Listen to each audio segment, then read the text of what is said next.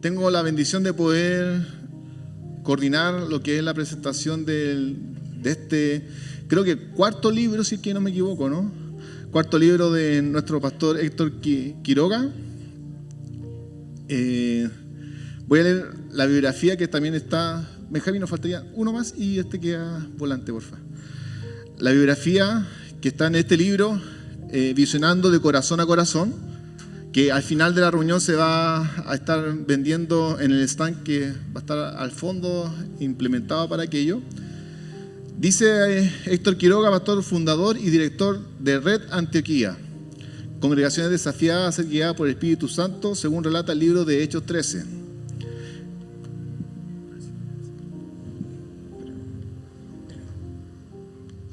¿Ahí? Sí.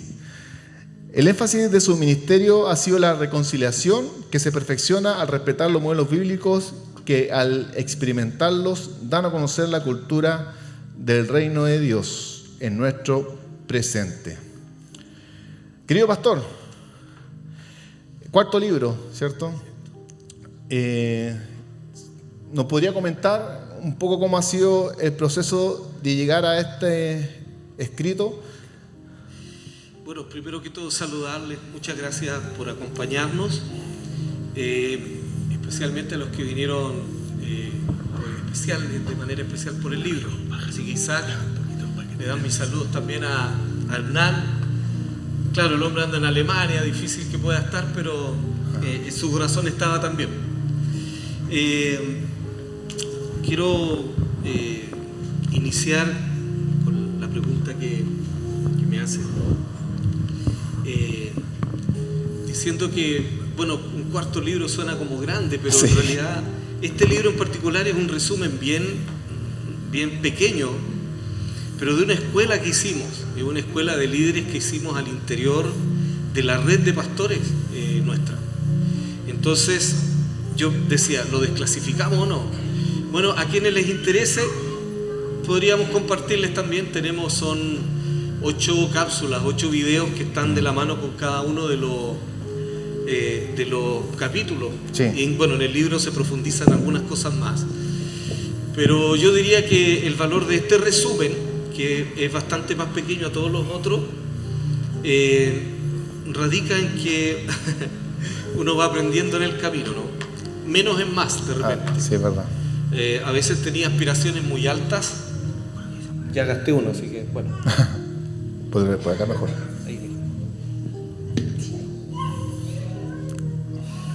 A veces tenía aspiraciones muy altas y queriendo explicar mucho terminaba enredando la redacción, y muchos de los que leyeron los otros esfuerzos anteriores terminaron diciendo qué difícil entender esto.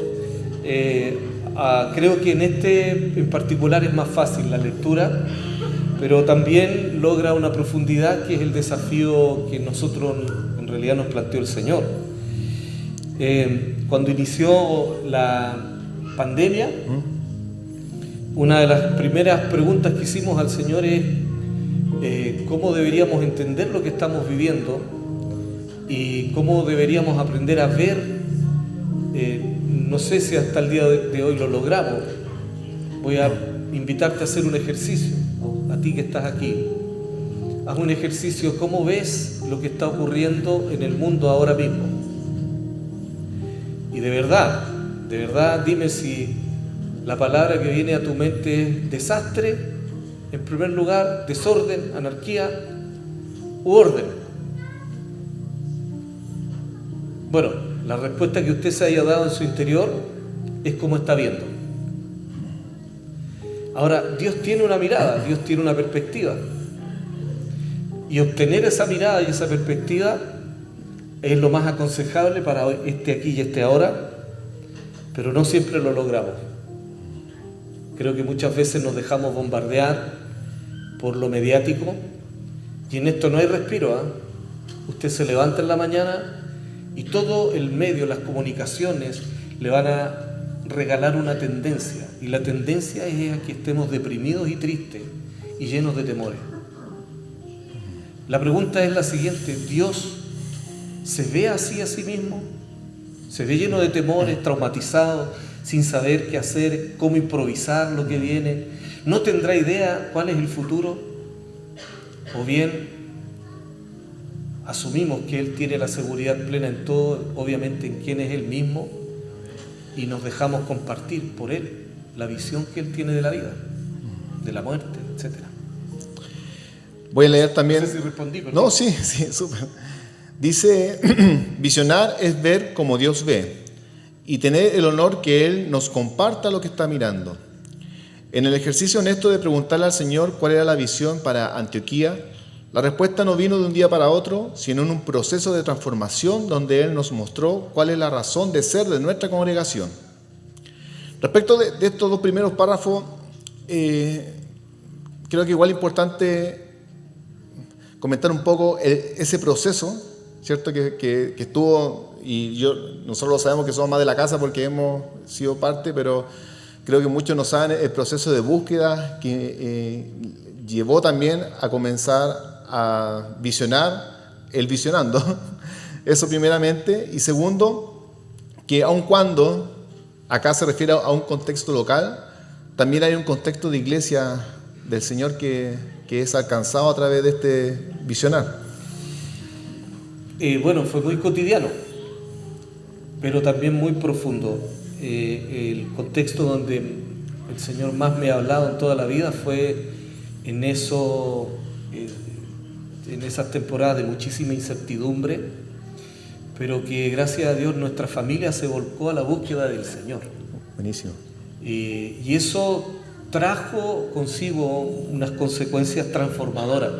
Ahora, para serle muy honesto, yo creo que nos ocurrió a todos, ¿no? Pero buscamos al Señor, buscamos porque necesitamos sentir tranquilidad, paz. Hay algo que se perdió y que, bueno, acudimos a distintas fuentes a tratar de encontrarle solución a nuestra vida. En el caso nuestro, y gracias a Dios, perseveramos en buscarlo a Él. Y cuando Él comenzó a hablarnos, para serle muy honesto, en muchos aspectos mi alma se sentía igual. Porque a veces buscamos a Dios de una manera mediática, ¿cierto? Con la cultura de lo instantáneo. Muchos inician una búsqueda para ver cómo Dios ve, pero se desaniman porque no ocurre a los 5 minutos que están esperando venga la respuesta, o porque no ocurrió en el mes, o incluso en el año, o en el tiempo, porque pensamos que Dios se va a mover porque bueno, yo se lo estoy pidiendo, estoy siendo sumamente honesto. Y yo creo que Él comienza la respuesta de inmediato, pero no siempre entendemos que para comprender las verdades de Él, algo tiene que cambiar dentro de nosotros. O sea, si Él nos dice una verdad, esa verdad contiene un poder de transformación, pero no todos lo asimilamos correctamente. Sí, es verdad. Ahora, Dios no está preso en las circunstancias. Dios no está preso ni está apresado en todo lo que a nosotros hoy día nos tiene lleno de temores, lleno de incertidumbres, porque lo que miramos, por eso yo en el libro explico e hice una diferencia entre ver y visionar. En la Biblia no aparece con ese nombre, pero el ver es un ejercicio que hacemos a diario, y ver siempre te entrena para encontrar determinadas metas, caminos, pero visionar, ver como Dios ve, mirar los caminos como Dios los mira, es distinto porque son muy diferentes a los nuestros.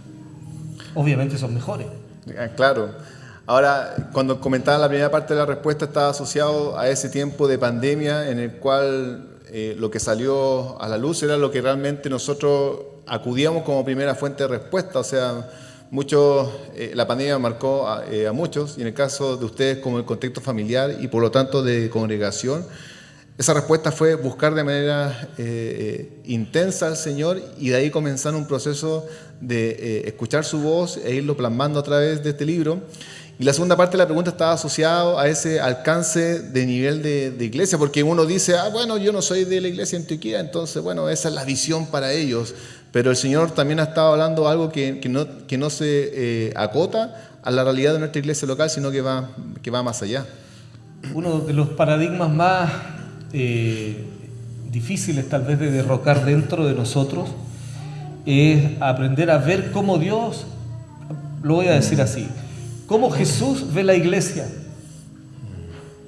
Por ejemplo, la iglesia de Santiago, ¿cómo la ve el Señor? Serán un montón de mini núcleos, ¿cierto? Más grandes o más pequeños, una especie de cápsula. Miro esto, voy a contarlo así, bueno, estamos en familia, la iglesia así. Estábamos orando con Hernán Donoso en mi casa, de hecho él me visitó, estábamos tomándonos un cafecito y el Espíritu del Señor irrumpió en la mesa porque a nosotros nos gusta que así sea, ¿cierto? Y que la mesa y todo lo de nuestro Él lo ocupe como a Él se le antoje. Pero en un momento yo tuve una visión y vi a la iglesia de Santiago parecido a esto, pero una especie de cosmos. Y la iglesia se veía encapsulada en congregaciones que tenían una cúpula así parecido a esto en el cielo, y era una especie de cactus gigante, pero cada congregación decía ser la iglesia de Santiago. El tema es que ninguna tiene conexión con la otra, ninguna le interesa incluso saber, porque hemos asumido un paradigma equivocado, que la visión de la iglesia es como una especie de visión corporativa empresarial. Es verdad. Entonces la iglesia tanto tiene determinado eslogan y esa es su visión. La visión de nosotros mismos es la que nosotros hablamos, pero todavía no nos hemos dejado transformar por el mirar del Señor, el cara a cara, los ojos de fuego transforman, y el ver a la iglesia como Dios la ve, para poder vivirla tal cual como Él lo está esperando. La iglesia de Santiago es una sola. Es una sola. Y no hay una pirámide del pastor que vaya a dirigir, porque ese es el paradigma equivocado babilónico que tiene que ser derribado. Amén. Porque si estamos mirando como Dios mira, si estamos viendo a la iglesia como Jesús la está mirando, primero no hay ninguna pirámide, no hay ningún hombre súper exaltado. El que es la cabeza es Él, el Señor. Él es la máxima autoridad y deberíamos dejar que Él haga conforme a Él le plazca. Y termino con esto porque es re largo. Obviamente van a quedar sembradas muchas ideas en nuestros corazones hoy, eso es bueno. Para que lean el libro. Aparte, y algunos desafíos de fe también, pero el punto es que tenemos una responsabilidad sumamente grande. Nuestras decisiones hoy día son directamente proporcionales a la próxima generación. Entonces, si seguimos mirando la iglesia con la ceguera que la estamos mirando, pensando que los hermanos que no tienen mis costumbres no son mis hermanos, porque las familias todas tienen costumbres diferentes, pero todos, si procedemos de la paternidad de Dios, somos hijos de Él, y nos compete una responsabilidad que nos haga buscar más allá de tener cultos bonitos. Buenísimo. Sino una cultura. Eso.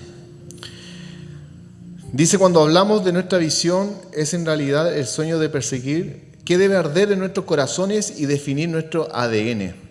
Es desde esta definición donde nacen nuestras motivaciones, actividades y calendarios. La búsqueda es que la edificación guiada por el Espíritu de Dios tenga como resultado una manifestación que tiene la misma sustancia de quien nos está regalando esta forma de visionar. Personalmente yo siempre tengo como la inquietud cuando se dan instancias como esta, de que para muchos palabras como el visionar, ADN, esa búsqueda guiada por el Espíritu de Dios, lo ven como algo muy inalcanzable dentro del día a día.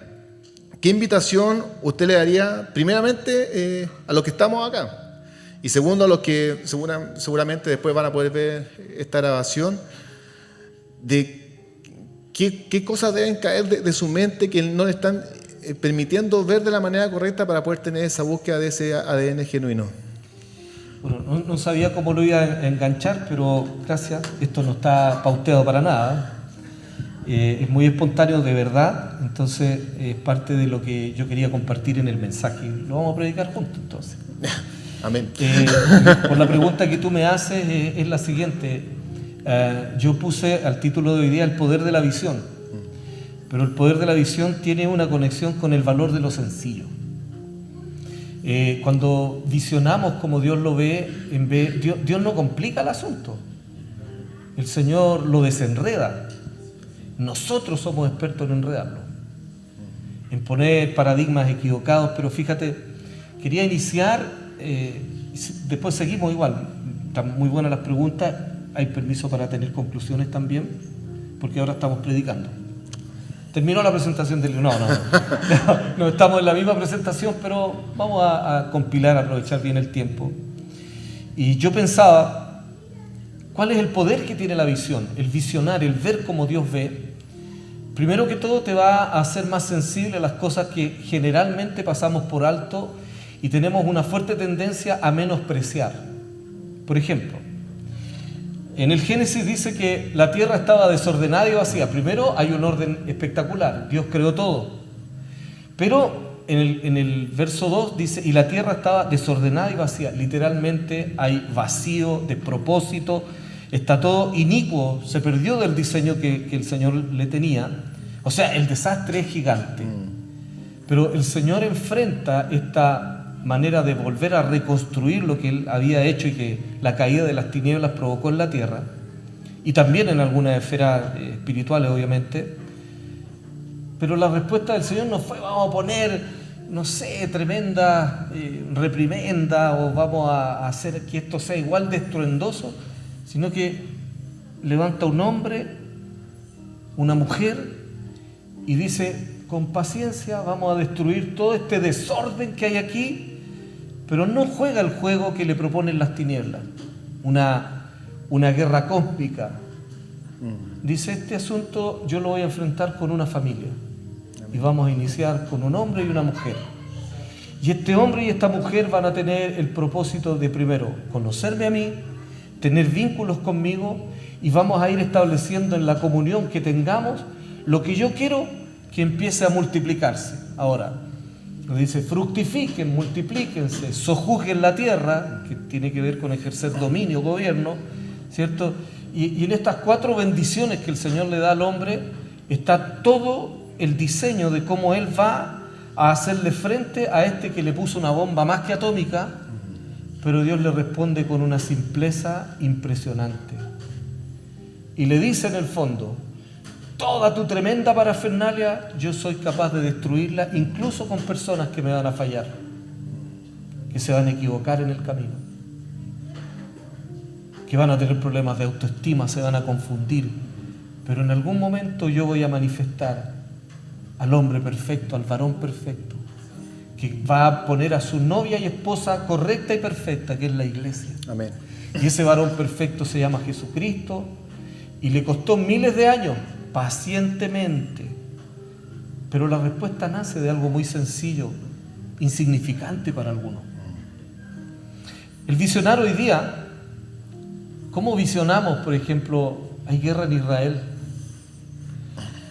y esa mirada que nos hace poner la atención, porque está escrito que Israel es como donde nosotros tenemos que mirar que los cambios que vayan aconteciendo tienen una repercusión con las naciones, con la iglesia también está implícita en algunas responsabilidades con ellos, predicarles que se arrepientan, por ejemplo, que reconozcan a Jesús como el Señor y otras cosas más, pero el Señor nos ha estado hablando de cómo enfrentar el debate que hay hoy día, porque está. Yo hace mucho tiempo no tenía la oportunidad de ir al centro de Santiago. Me quedé sorprendido, es como otro país. Estar en otro contexto, hay costumbres diferentes, hay una sensación de inseguridad distinta, hay una sensación de peligro, de peligrosidad que yo no conocía. Y uno piensa, ¿cómo se revierte todo esto? Y el Señor nos ha dicho, quiero que me inviten a sus mesas. Y el que tiene una mentalidad religiosa pensará a lo mejor invitarla a la mesa, bueno, a lo mejor vamos a tener mesas, pues mesas del inicio del tiempo de reposo, vamos a orar un ratito y ya. Pues. Pero el punto está en que el énfasis del Señor nunca ha estado en lo que hacemos en primer lugar, sino en quiénes somos. Si tú eres el Hijo de Dios que estábamos cantando con tanto fervor hace unos minutos atrás, y el Señor te dice, te voy a dar la estrategia para derribar toda violencia, todo el desorden que hay, todo el despropósito, el temor, a lo mejor no es que va a arreglar ese mundo que ya está caído, ¿no? Pero sí a nosotros en el reino, porque Él nos trasladó de un reino a otro. Así es. El día que nosotros entregamos nuestra vida a Jesús, fuimos trasladados del reino de las tinieblas, ahí donde gobierna el desorden, la anarquía, todo lo que hoy día parece que ha ido tomando poder y autoridad sobre las naciones. Pero eso no quiere decir que el reino del Señor no esté vigente y que sea mejor, superior que esto. Pero hay que entrar con la fe correcta y mirando correctamente. Mira, termino y te doy el pase. El valor de lo sencillo solo se empieza a agudizar cuando miramos como Él mira. El valor de lo sencillo es donde generalmente no ponemos la mirada, ¿verdad? Pero está la transformación de una ciudad. Aquila y Priscila era un matrimonio pastoral que trabajaron muy de la mano con el apóstol Pablo. El apóstol Pablo, su primer trabajo y tarea, una de las primeras tareas apostólicas fue venir a derribar el altar que había enorme, ¿cierto?, a la adoración a este espíritu inmundo que hoy día tiene distintos nombres también, pero es como Astarte en el pasado, Venus y etcétera. En el tiempo del apóstol Pablo estaba vigente también con todo un culto de prostitución, con todo un culto que tenía literalmente a toda la ciudad enmarañada en este como ambiente espiritual. Y vuelta la respuesta del Señor. Manda al apóstol Pablo, lleno del Señor, multiplicando la llenura del Señor, poniendo las manos para que toda la gente sea llena del Espíritu. Y Aquila y Priscila son los grandes emisarios apostólicos enviados por este apóstol. Familia de nuevo, un matrimonio pastoral. Nunca aparece en la Escritura si realmente qué fue todo lo que hicieron, ¿cierto? Pero con el paso del tiempo uno ve el altar que parecía inalcanzablemente indestructible, está en el suelo. ¿Cómo lo destruyeron? Desde adentro. Porque si tu familia es transformada y tú invitas a alguien a tu casa y en tu mesa tienen una experiencia con el Espíritu del Señor como Dios quiere hacerlo, entonces a lo mejor tú dices, ¿de qué sirve eso? ¿De qué sirve? Toda una familia, la descendencia de esa familia, los vecinos de esa familia, los amigos de esa familia, aunque no quieran en algún momento determinado, van a tener que reconocer que el Señor es poderoso y es el único que es capaz de transformar, regalar paz, armonía y todo lo que te puede ofrecer un mundo lleno de todas las mentiras satánicas. Dicen, mira, esto parece que no fuera nada, pero cómo duermen tranquilos, qué paz que tienen, cómo se aman, cómo se respetan. Mi querida iglesia, dentro de lo que Dios nos está invitando a visionar, nos ha dicho, va a ser en tu mesa, va a ser en mi mesa, la mesa que yo voy a compartir contigo, donde yo voy a provocar grandes cambios y transformaciones. Entonces, el valor de lo sencillo es donde no estamos poniendo la mirada, pero es en la sencillez de corazón, donde la primera iglesia compartían con sencillez de corazón. Pancito con mantequilla, ¿sabía? Y si hay un día para el asado, mejor. Y si no, da lo mismo. Porque lo importante no está en aquello, sino en la sustancia de quién es el Señor dentro de nosotros.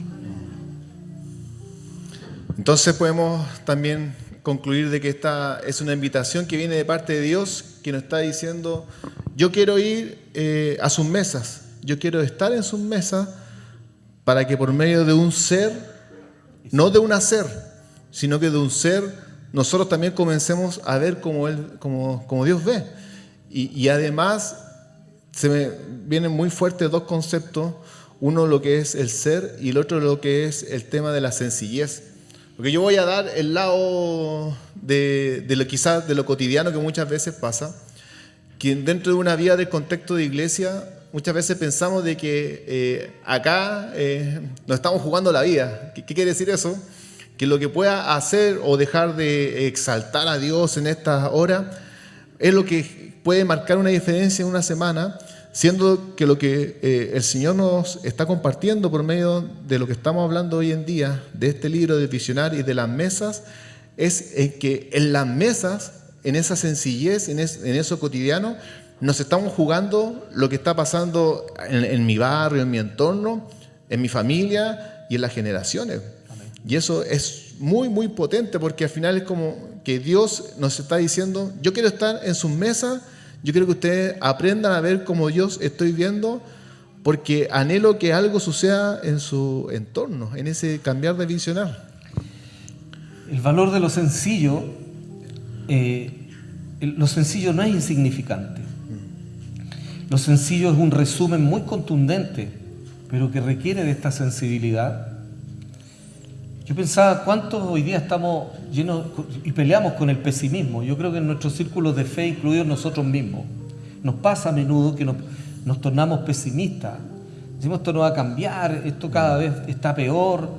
Ojalá, ¿cierto? Y cuando la iglesia despierta, está llena del Espíritu, se da cuenta, en realidad lo que nosotros tenemos que pedir es que el Señor venga. Amén. Pero no para salir arrancando. Lo mejor que le puede ocurrir a la humanidad es conocer al Señor. Pero cuando yo pienso que el pesimismo, que seguramente está presente, yo me descubro pesimista cuando digo y pienso en este tema, unidad de la iglesia. El año 2010 para mí hicimos una locura gigante. Los que estábamos, nos acordamos, hicimos un evento en el Estadio Nacional, milagro tras milagro. Ocurrió. No como yo lo pensaba, pero ocurrió.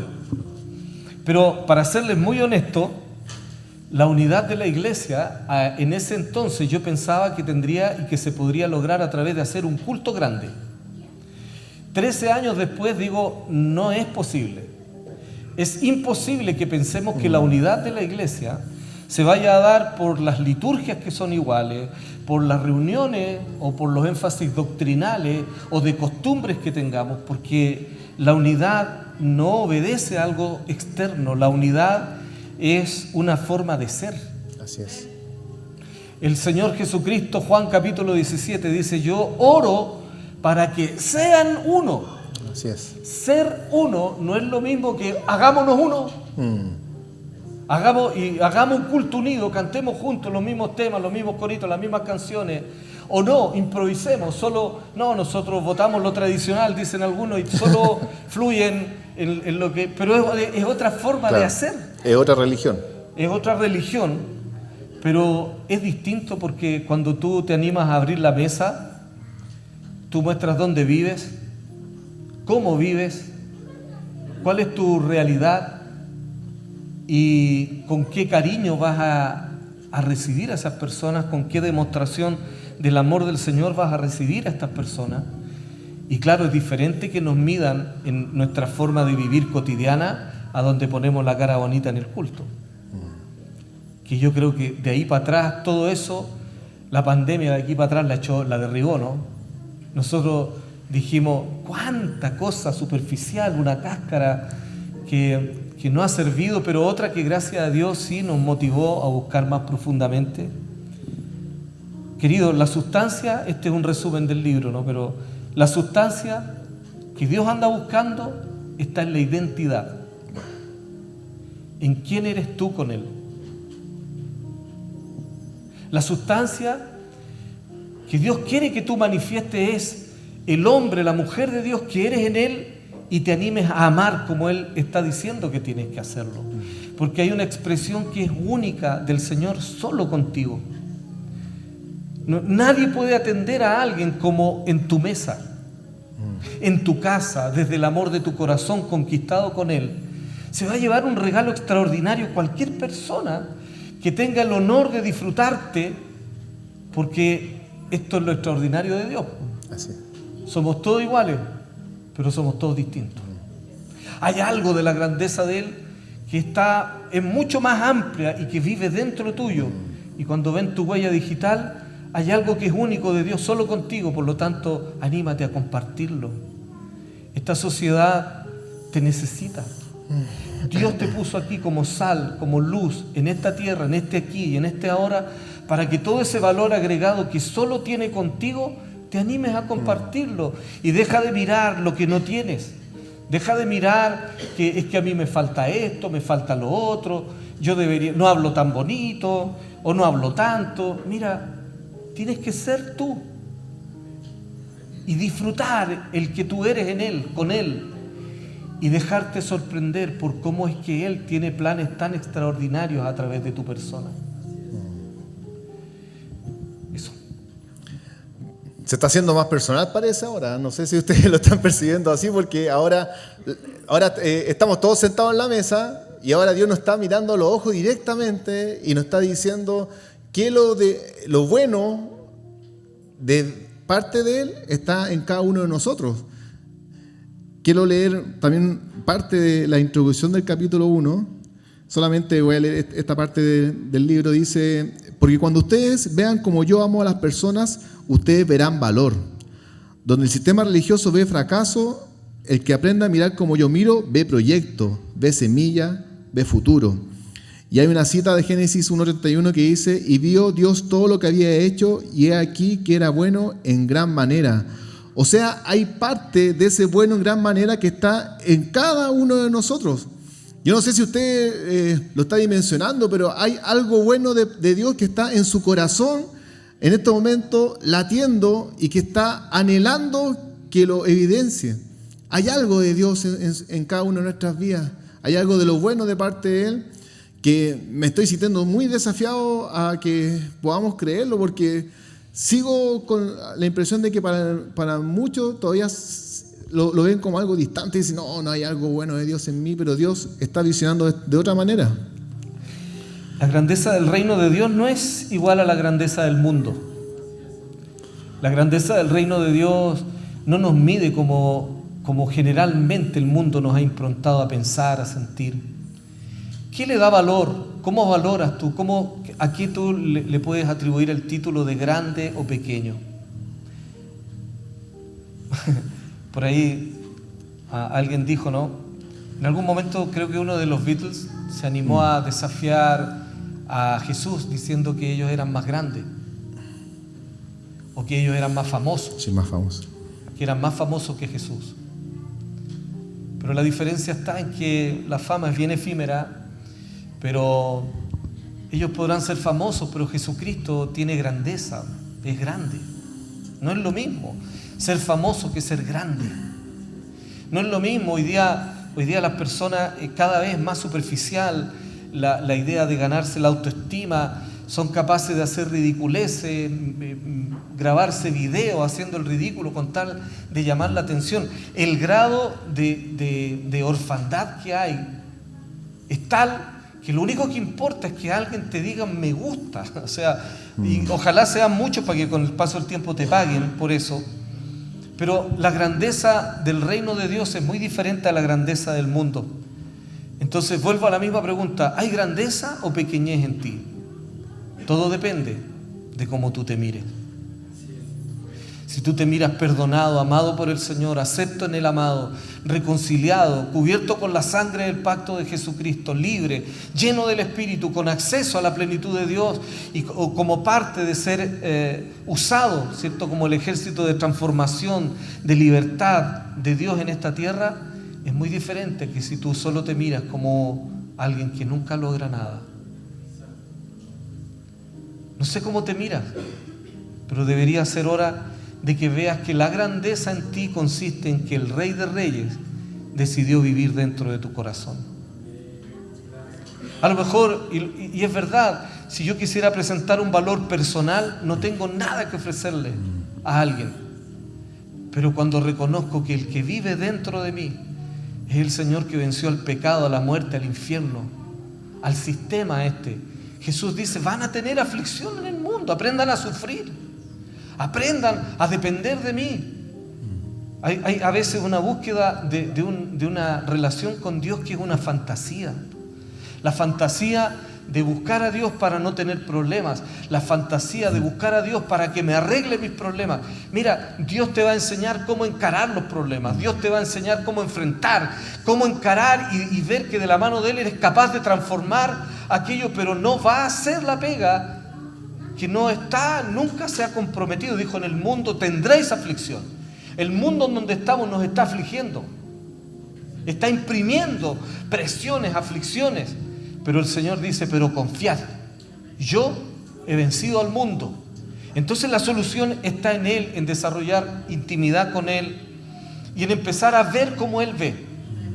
Mira, si yo pienso como hace 13 años atrás, quise hacer un aporte para la unidad de la iglesia. Hice un culto grande.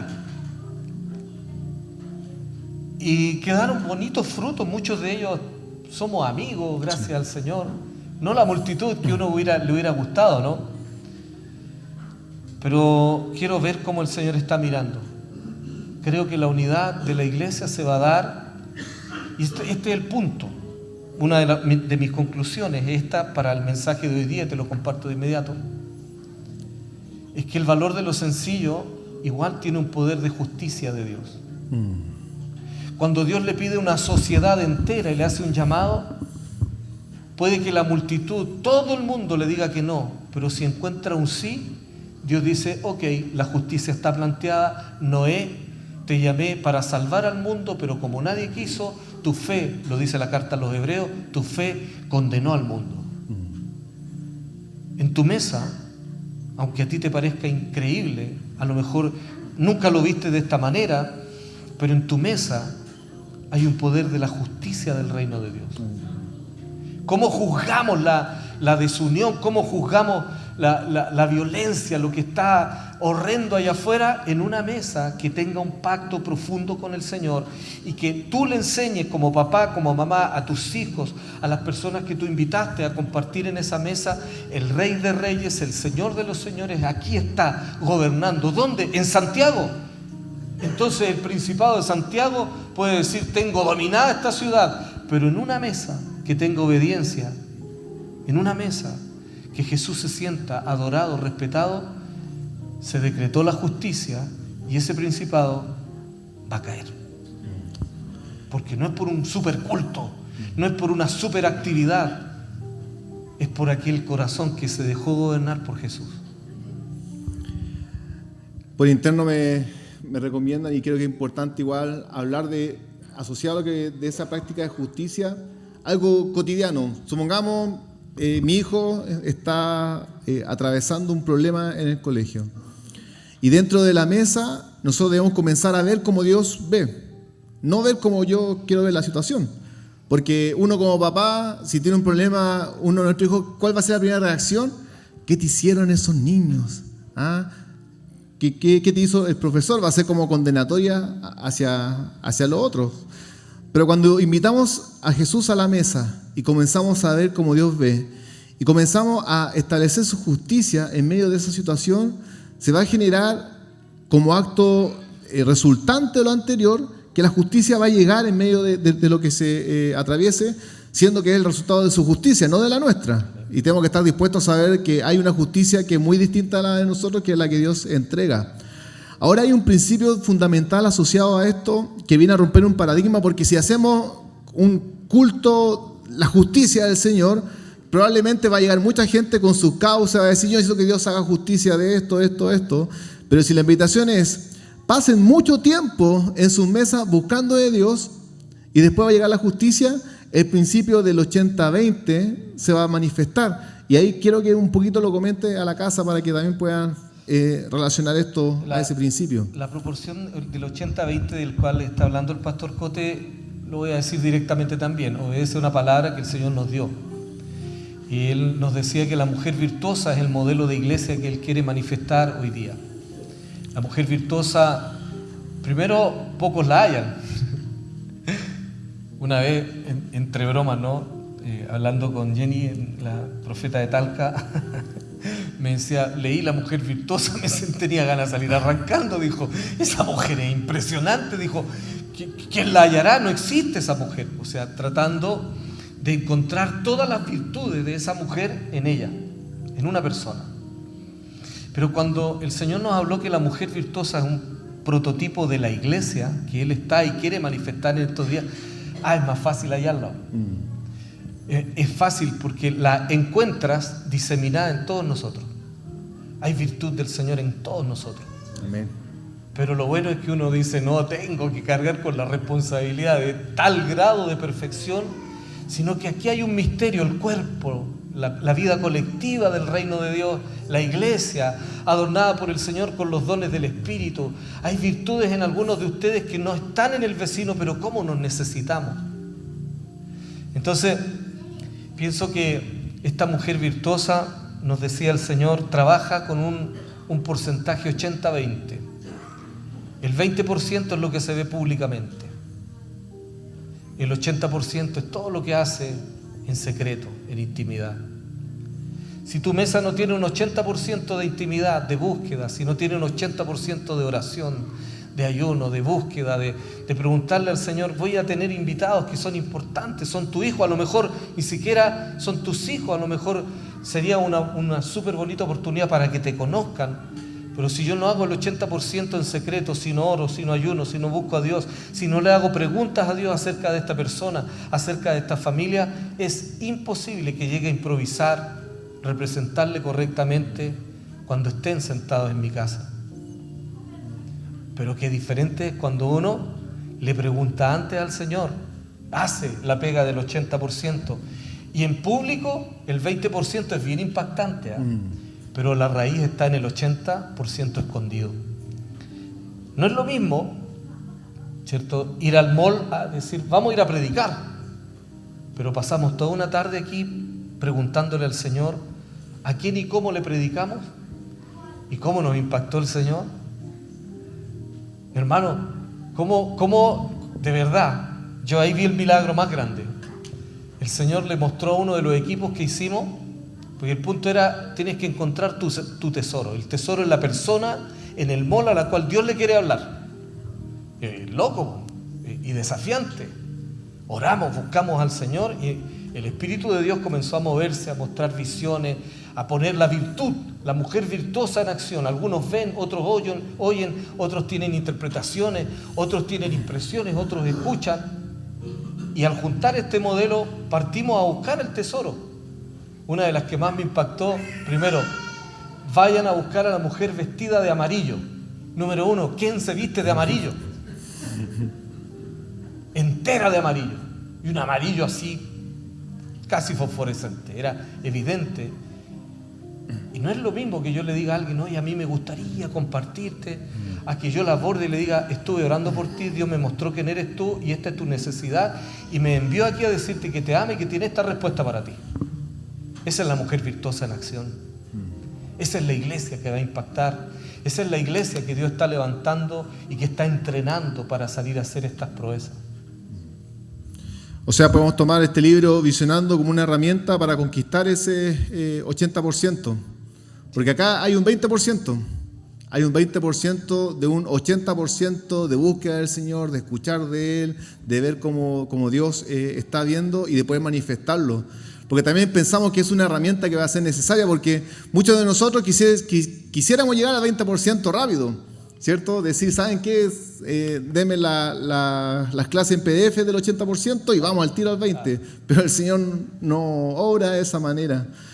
Sería bueno, y para que usted piense, si tiene alguna pregunta asociada a esto, por favor no nos pregunte la interpretación de los 4 jinetes de la Apocalipsis, porque no es lo que nos convoca hoy en día, sino que asociado a lo que hemos estado hablando, que ahora por medio de, no sé si Benja o Bernabé quizás nos pueda ayudar con el micrófono para poder hacer esa pregunta. Y si quisiese agregar algo más al respecto. Quiero terminar la idea. Es bien curioso lo que está pasando ahora. Este libro habla del visionar, pero nuestra conclusión es lo que Dios nos dijo que miráramos en el futuro. Aquí no va a encontrar mucho de las mesas. De la experiencia de aquí, el Señor nos hizo poner la mirada en lo que viene. ¿Y cómo es que Él se quiere manifestar en la sencillez de la familia? En la sencillez de la reunión donde se caen los paradigmas litúrgicos que son a veces tan aburridos, ¿no? De verdad, nuestras liturgias todas en algún momento son lateras. Porque tenemos la tendencia a endiosarlas. Pero todas las tenemos. Algunas son distintas. pero la sustancia, la esencia, quién es el Señor, cómo es el Señor. Entonces, me parece tan raro que estemos hablando del libro, pero en realidad estamos hablando más bien de la estrategia que el Señor nos dijo que quería usar y cómo quiere usar a la iglesia de ahora en adelante. Y eso ya está pasando. Ahora, esto está hablándole el Señor a la iglesia. Si tú te das cuenta, es el Señor el que le habló a un montón de personas. Todas las figuras que yo veo en YouTube, todas tienen mesas, porque es el énfasis del Señor. Nosotros no nos hemos puesto de acuerdo, pero sí contamos lo que Él nos ha dicho en la intimidad del 80%, y creo que el 20% tiene mucho que ver con lo que vamos a ver en las calles. Y si en la mesa Dios nos manda a predicar al vecino, a sanar, tengo hartas expectativas de que el poder de la visión te sensibiliza para darle valor a lo sencillo, pero lo sencillo tiene mucha repercusión de Dios. Buenísimo. Si alguien tuviese alguna pregunta, que este es el momento, que levante su mano de manera espontánea y Benjamín se va a dirigir. David, ¿alguien más?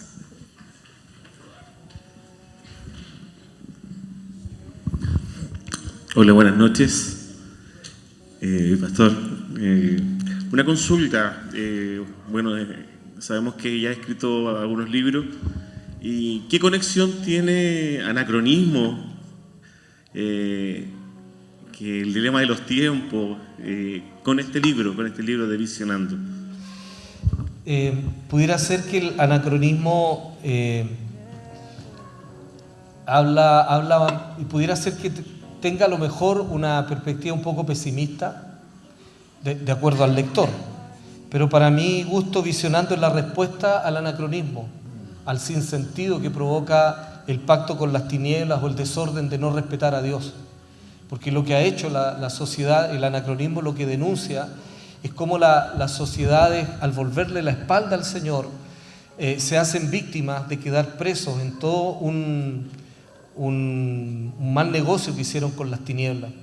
Lo que hoy día tenemos en las calles, lo que hoy día tenemos en nuestro propio país y ciudad, es producto de que las autoridades, sobre todo, se han encargado sistemáticamente de ofender al Señor, de querer sacar su influencia, su poder, su palabra. Y bueno, todo lo que el hombre sembrare, dice la Escritura, eso cosechará. Entonces, el anacronismo lo que denuncia es por qué llegamos a esta circunstancia, de volverle la espalda al Señor y ahora tener que sufrir las consecuencias como sociedad. Y también le da un puente para que el Señor nos diga cómo ver el desorden y el despelote que hay producto del pecado y que tiene solución en Jesús. Buenísimo. ¿Alguien más que quisiese hacer alguna pregunta, algún comentario? Si no, yo tengo una pregunta, pero creo que esta es una pregunta de parte del Señor, tengo una convicción. Tomando todo lo que hemos hablado hoy en día, y acá pido que haga propia esta pregunta que le digo a ustedes, hagan propia esta pregunta que voy a hacer ahora. ¿Qué consejo daría para poder vivir ese 80% y ver cómo Dios ve? ¿Qué consejo le daría a cada una de estas personas que en sus distintas realidades, porque acá vemos niños, jóvenes, adultos, personas de incluso tercera edad, y siento como el gran desafío de decir, ya, pero ¿qué hago yo para poder ser parte, vivir ese 80% y comenzar a ver cómo Dios ve? Bueno, lo primero es ser súper serio con Dios. Serio no es ser grave. Ser serio es sencillamente comprometerse con que lo estoy buscando con respeto. Y después de eso, hacer preguntas al Señor. Si hay algo que me ha transformado la vida, especialmente en los últimos años, es que siento que todas las preguntas que le he hecho al Señor, el Señor las ha respondido. Muchas de ellas me han dado respuestas que yo no quería escuchar, pero eso no quiere decir que Él no responda a lo que tú le preguntas. Entonces, por ejemplo, creo que buenas preguntas siempre acarrean buenas respuestas. Yo creo que una buena pregunta hoy día es, como iglesia, Señor, ¿cómo va a aportar la iglesia a lo que está viviendo el mundo entero, pero aquí en Santiago de Chile? Yo soy iglesia, tú eres iglesia. Si el Señor mora dentro de tu corazón, tú eres iglesia. El punto es preguntarle a Él, ¿cómo lo hago, Señor, para hacer un aporte? Lo otro es abandonar determinados falsos señores. Uno de los falsos señores que yo tenía, mi esposa siempre me criticaba y a mí me daba rabia, pero tratando de encontrar muchas respuestas frente a todas las crisis que se nos han venido en los últimos años, yo veía muchas noticias, tratando de encontrar distintos puntos de vista, escuchar, leer incluso, pero la trampa era que eso me robaba primero mucho tiempo y no ponía en primer lugar al Señor. Antes que escuches, con todo el respeto, y Jacobo Armijo está ahí trabajando en el Mega y todo, antes de escuchar al Mega, pregúntale al Señor, por ejemplo, ¿cómo va a ser mi día? La crítica es esta: ¿cómo queremos que Dios nos hable si a Él lo hacemos sentir tan despreciado con nuestros hechos, o tan poco importante, tan poco ponderable? ¿Cómo va a ser más importante escuchar lo que piensen las noticias acerca del país y no preguntarle a Él en primer lugar, Señor, ¿qué piensas tú de este país? Y lo demás será un complemento. Igual hay que estar informado, ser ignorante no es bonito. No glorifica al Señor que vivamos como pollos, como pajaritos viendo TikTok, sin leer un libro, sin tener el poder de profundizar más las ideas. Porque hoy día TikTok es mi pastor. El problema es que TikTok te da 30 segundos de información. El grado de idiotez que eso provoca es espantoso. Podríamos decir, TikTok es mi pastor, nada me informará. Nada, todo me faltará. Porque en 30 segundos es imposible que alguien llegue a tener conclusiones profundas de la vida. Pero si te das cuenta, eso es lo que se practica hoy día. Entonces, las cosas sencillas son: respete al Señor y deje que Dios le proponga la relación que Él tiene con usted. Algunos me han dicho, yo me levanto a las 6 de la mañana a orar. ¡Qué lindo! ¡Gloria a Dios! Yo tengo una forma de vivir en donde no me ocurre, me acuesto tarde. Entonces, los miércoles me levanto a las 6 porque aleluya, hay que estar, tomamos el compromiso, ¿cierto? Estamos todos los miércoles orando a las 6 de la mañana, no se resten, no se pierda la bendición, es bonito y también te ayuda a ser un discípulo. Las disciplinas del reino te hacen un discípulo del reino. Entonces, orar en la mañana es fabuloso, pero más que orar como receta, el punto es poner a Dios en primer lugar. Encárgate de abrir los ojos y antes de escuchar cualquier cosa, deja que Dios te diga cómo Él está mirando el día, cómo lo tiene pensado para ti, por qué deberías orar, dónde Él quiere que tú pongas el énfasis antes que alguien te preste el énfasis, antes que alguien te manipule y atrape y te robe la atención diciendo el énfasis de este día debería estar y sin menospreciar el dolor, obviamente, ¿cierto?, que hay en Israel. Pero antes que nosotros le pongamos de nuestro propio corazón, deja que el Señor llene en tu corazón el énfasis de este día. Si tú te disciplinas para esto, echarlo a andar todos los días, con el paso del tiempo vas a estar tan sensibilizado con Dios que una rueda de edificación estará funcionando ya a tu favor. Y eso es sencillo. Bueno, no es tan sencillo. Yo acabo de... vino a mi mente un chispazo. Muchos van a despertar mañana y se van a acordar de esto que estoy hablándole. Lo primero que van a hacer, ustedes abren los ojos, es mirar el celular. Y el Espíritu de Dios te dice, ora mejor. Ora. Busca, deja que yo te llene de informaciones, deja que yo te impronte la vida, no dejes que lo hagan los medios de comunicación ni todo lo que tiene tendencias de cualquier forma. Dios es mejor que todo este mundo, que todo este sistema, y Él ya lo venció. Y a practicar el buen hábito de la lectura también, sí, ¿cierto? En Nehemías capítulo 9 hay un relato que es súper potente, de los cuales muchos estudiosos dicen que nace el concepto o se refuerza el concepto de que somos el pueblo del libro. No sé si ustedes han escuchado que la iglesia y también asociado a Israel somos el pueblo del libro, Porque leemos, pues, leemos. En Nehemías 9 está cuando los sacerdotes comienzan a leer nuevamente las escrituras y el pueblo se conmueve al respecto. Y los buenos hábitos que genera el leer también está comprobado científicamente, que mejora el lenguaje, la ortografía, te hace pensar de mejor manera. Y es por eso que también el mismo Señor de manera reiterada habla de que tenemos que leer, memorizar, repetir, hablar a nuestros hijos de día, de noche, hablar de la palabra y colocarlo a Él en primer lugar. Yo creo que estamos súper bendecidos de parte de Dios. Hay, no sé si la última opción, si alguien quiere comentar algo más o alguna otra pregunta. Sí, yo tengo una pregunta. La tapa del libro siempre son seguramente importantes en este tipo de materiales, pero en esta ocasión tiene seguramente algún significado o algo más profundo que solo lo aparente, ¿verdad? Quisiera saber desde lo visual si hay algún significado más allá. Bueno, junto con la respuesta quiero agradecer públicamente a Ananías Ponce. Siempre él ha hecho las tapas de los libros que yo he escrito. Y somos bien cómplices en realidad. Él me dice ya, hábleme de lo que va a escribir, cuál es su idea, y él lo hace algo gráfico. Y en esta oportunidad él siempre me propone, seamos disruptivos, me dice, que llame la atención. Yo tengo una tendencia, obviamente, a ser súper conservador. Ojalá que hubiera habido una foto de un corazón bien bonito, pero en esta oportunidad le dije, ¿sabes qué, Ananías? Lo vamos a hacer tal cual como tú lo planteas, porque el corazón no siempre es bonito, pero también aprendimos que el corazón ve. Con los ojos del corazón. El ser humano tiene muchos ojos, tiene más que estos dos ojos.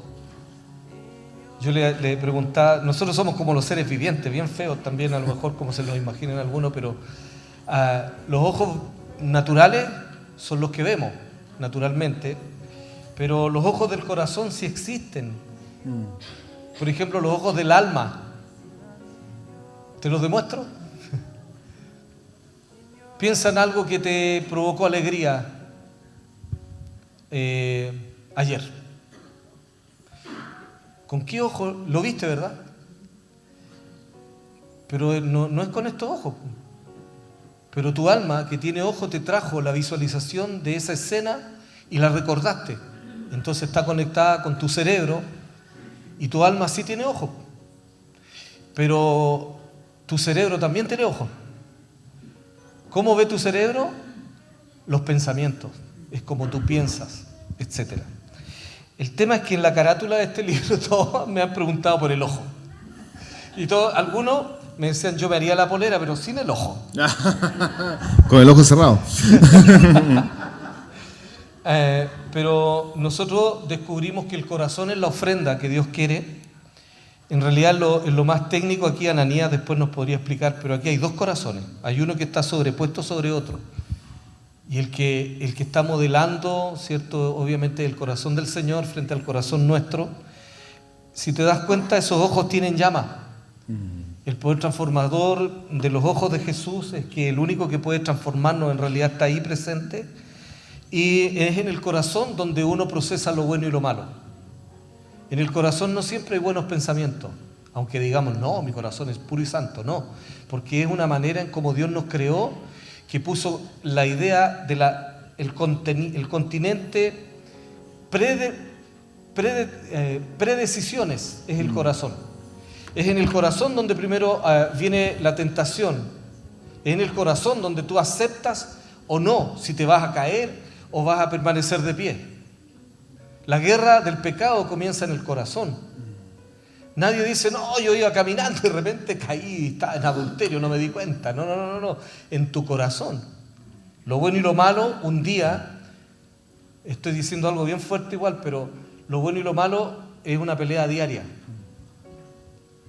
Por eso es bueno iniciar el día llenándose del Señor, llenándose de la plenitud de Él, de la mentalidad de Él, porque hay otro que tiene pensado también cómo va a venir a bombardearte, y es en el corazón donde va a querer sembrarte ideas que sean pecaminosas y ojalá se materialicen en un pecado. Entonces, Visionando corazón a corazón, para mí interpretó perfectamente la carátula del libro, porque así es el corazón, es bueno y malo, y depende de nosotros hacia dónde le damos tendencia. La ofrenda más difícil de estos días y la más contundente es la del corazón.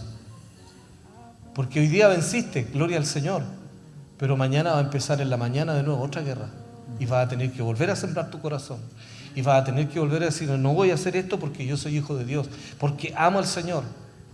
Y no me lo niegue, porque sería una mentira. En algún momento, más de una tentación, más de estas ideas que llegan a enquistarse en el corazón, son atractivas. Y ahí es donde se ofrenda el corazón. Es lo que yo quiero a veces, es lo que yo anhelo. Y ahí es donde se le dice al Señor, yo te amo, Señor.